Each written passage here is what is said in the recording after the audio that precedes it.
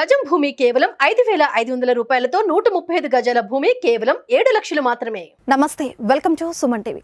Dubai వేదికగా జరిగిన IPL వేలం చూస్తే కళ్ళు బైర్లు కమ్మాయి. నచ్చిన ఆటగాళ్ల కోసం ఫ్రాంచైజీలు కోట్లు కుమ్మరించాయి. ఐపీఎల్ చరిత్రలో ఊహించని ధరలకు స్టార్ ప్లేయర్స్ అమ్ముడైపోయారు. ఆస్ట్రేలియా ఆల్రౌండర్ మిచెల్ స్టార్క్ చరిత్ర సృష్టించాడు. ఐపీఎల్లోనే అత్యధిక ధర పలికిన ఆటగాడిగా నిలిచాడు. 2 కోట్ల కనీస ధరతో వేలంలోకి వచ్చిన స్టార్క్ ను 24.75 కోట్లకు కేకేఆర్ సొంతం చేసుకుని ఆశ్చర్యపరిచింది.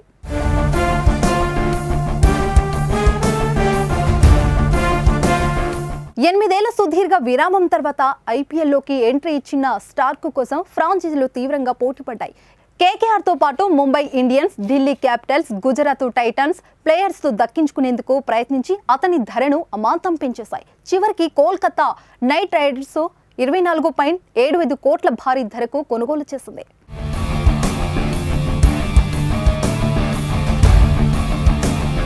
రెండు 2017లో చివరిసారిగా ఆర్సీబీ తరపున ఐపీఎల్ ఆడిన మిచెల్ స్టార్క్ ఆ తర్వాత ఈ టోర్నీకి దూరంగా ఉన్నాడు. వచ్చే ఏడాది టీ20 ప్రపంచ కప్ 2024 జరగనున్న నేపథ్యంలో స్టార్క్ ఐపీఎల్లోకి రీఎంట్రీ ఇచ్చాడు.